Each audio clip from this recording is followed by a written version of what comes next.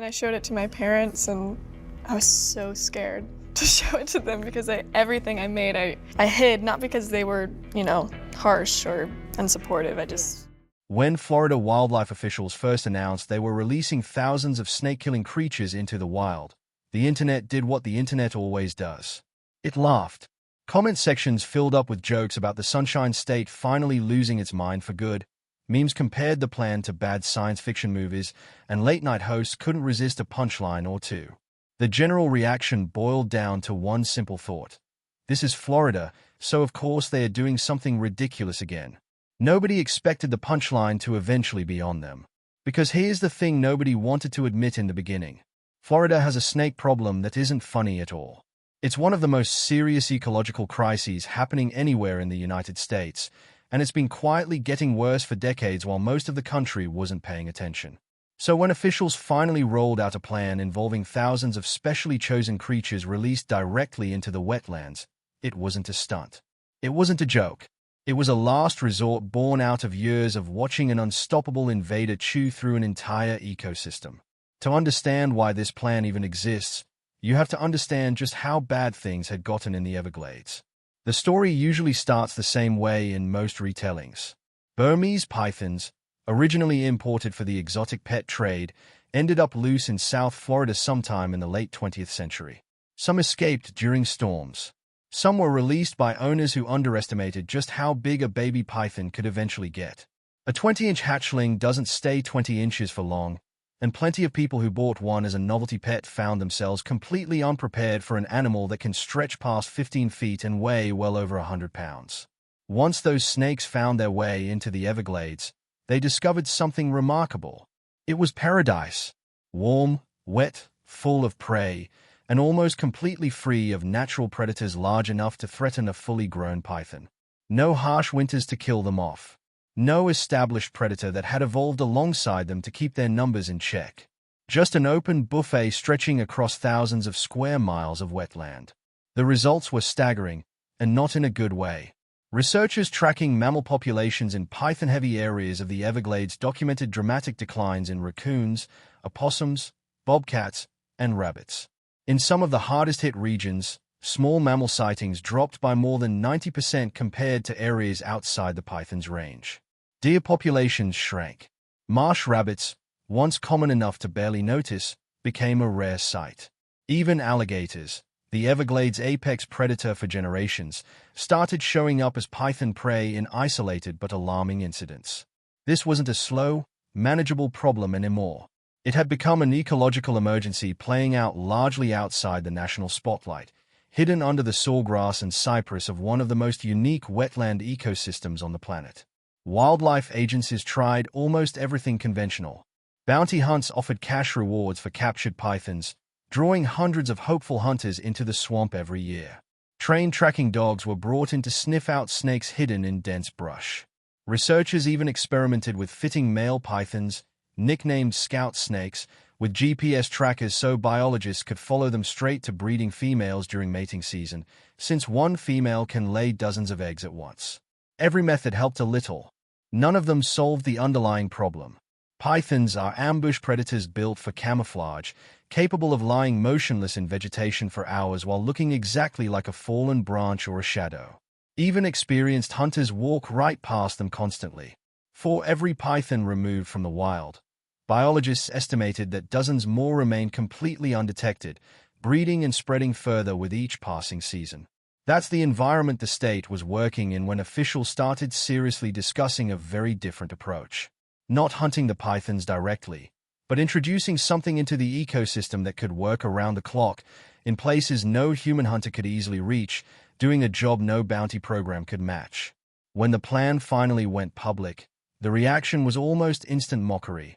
The idea of deliberately releasing thousands of creatures specifically chosen for their ability to kill snakes sounded, to a lot of people, like exactly the kind of headline that only ever seems to come out of Florida. Social media had a field day. People joked that this was how horror movies started. Others pointed out, only half-jokingly, that introducing a new species to fix a problem caused by an introduced species felt like the setup to an old cautionary tale everyone already knew the ending to.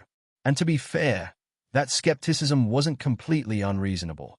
Florida's ecosystem has a long, complicated history with well-intentioned introductions that didn't go according to plan. Cane toads brought in to control agricultural pests in other parts of the world became their own invasive nightmare elsewhere. The idea of fighting an invasive species with another new species sounds, on the surface, like a plan destined to blow up spectacularly.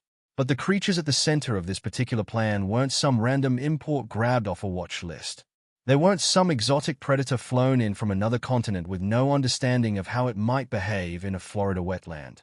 The animals chosen for release were something far less dramatic, and honestly, far smarter than anyone expected. They were king snakes. For anyone who grew up around snakes, king snakes are practically legendary, though usually for reasons that have nothing to do with pythons. King snakes get their name from a very specific and fairly brutal habit. They eat other snakes. It's right there in the name, King of the Snakes, because in a fight between a king snake and almost any other snake native to its range, the king snake usually wins. King snakes are constrictors, just like pythons, but on a dramatically smaller and more manageable scale. Most adult king snakes stretch somewhere between 3 and 6 feet, nowhere near the size of a fully grown Burmese python. What makes them dangerous to other snakes isn't size. It's a combination of aggression, resistance, and instinct that has made them one of nature's most efficient snake hunters for millions of years. King snakes have a natural resistance to the venom of many pit vipers, which is exactly why they are famous for hunting and eating rattlesnakes and copperheads without hesitation. That resistance means they can go after prey most other predators wouldn't dare approach.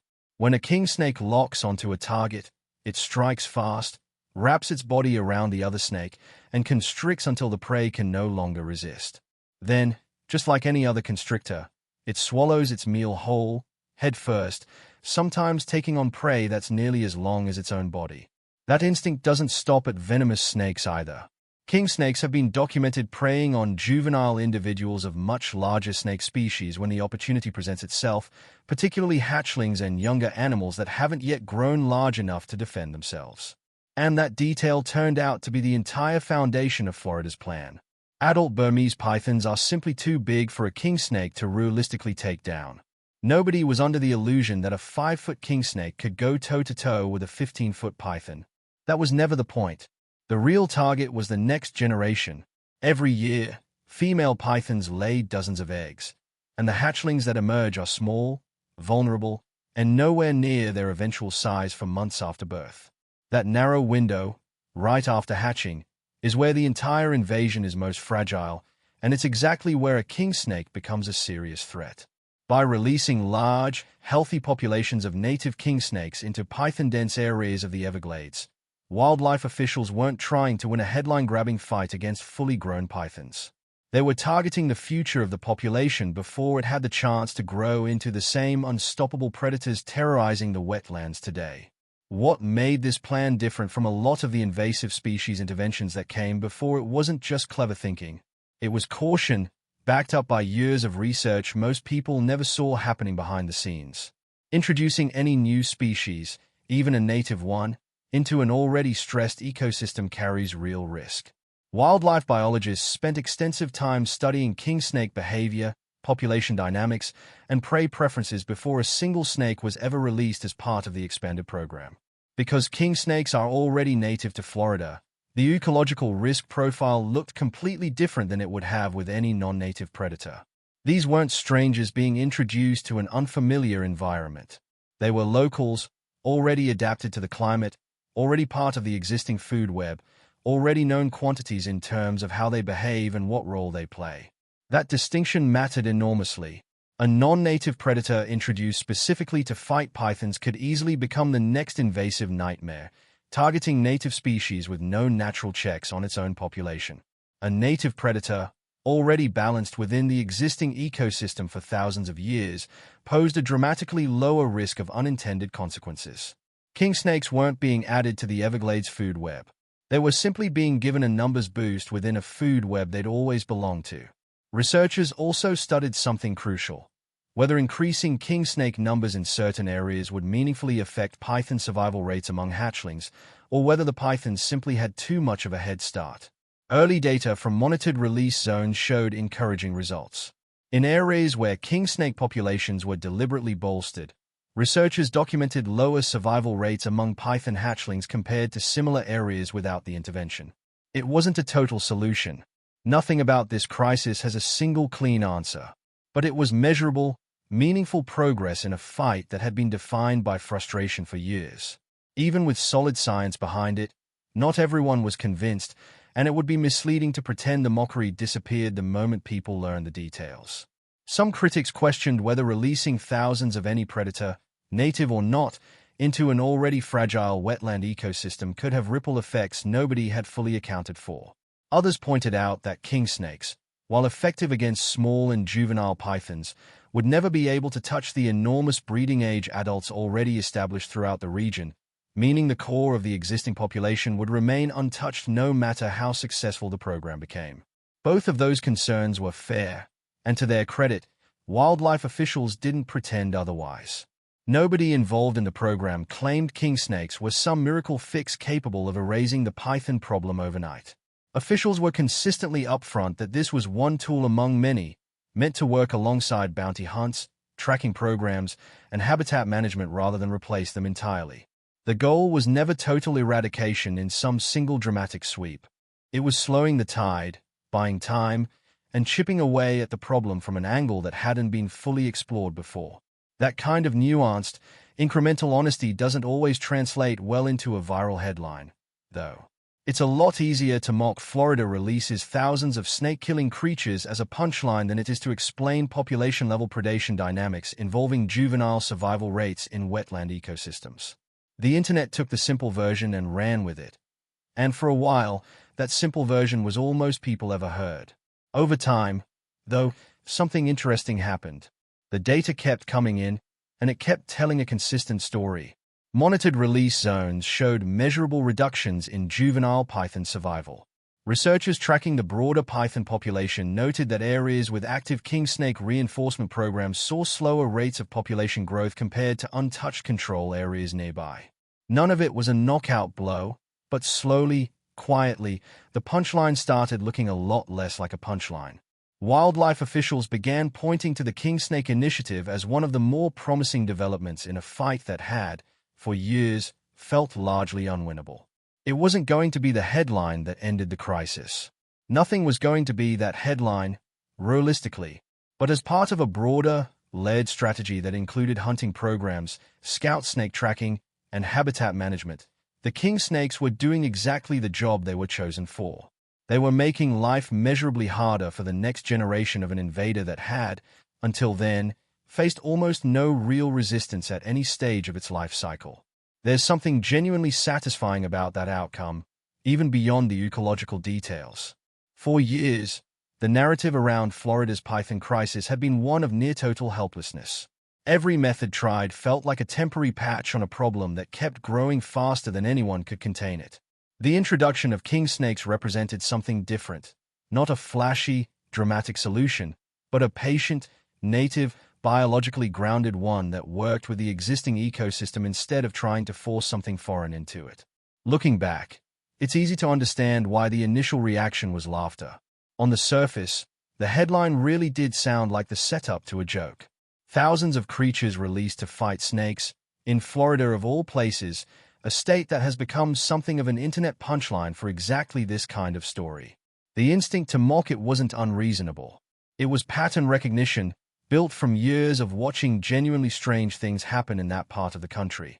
But the mockery missed something important, which is that not every unconventional idea is a bad one. Sometimes the strangest-sounding headline is hiding a genuinely well-researched, carefully considered strategy underneath it. The king snake program wasn't dreamed up on a whim. It came out of years of watching more conventional methods fall short, years of research into what could realistically move the needle, and a willingness to look toward something already living in the ecosystem rather than reaching for something exotic and unproven. It also says something about how quickly people jump to conclusions based on a headline alone. Florida releases thousands of snake-killing creatures sounds unhinged in isolation. Florida wildlife officials increased native king snake populations in targeted wetland zones to reduce juvenile survival rates among an invasive apex predator species. Sounds a lot more like exactly the kind of careful, science-driven wildlife management program it actually was. Same story, completely different reaction, depending on how much context you're given before you decide what to think. What makes this story worth telling isn't really about snakes at all, not entirely. It's about how easily a legitimate, carefully researched solution can get flattened into a punchline the moment it hits a headline built for clicks rather than context.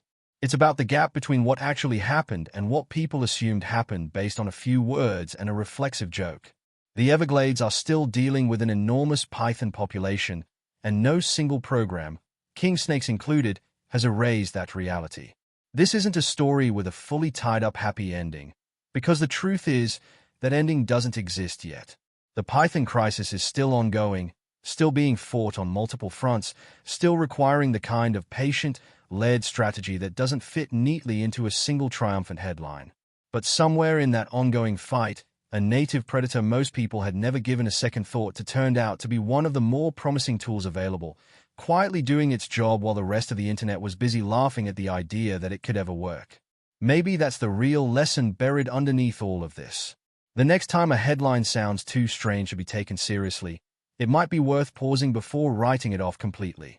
Sometimes the punchline everyone's laughing at turns out to be the thing that was working all along. What do you think? Does knowing the real science behind this change how you see it? Let us know in the comments. And if you want more stories that dig past the headline to find out what's actually going on, subscribe and turn on notifications so you never miss one.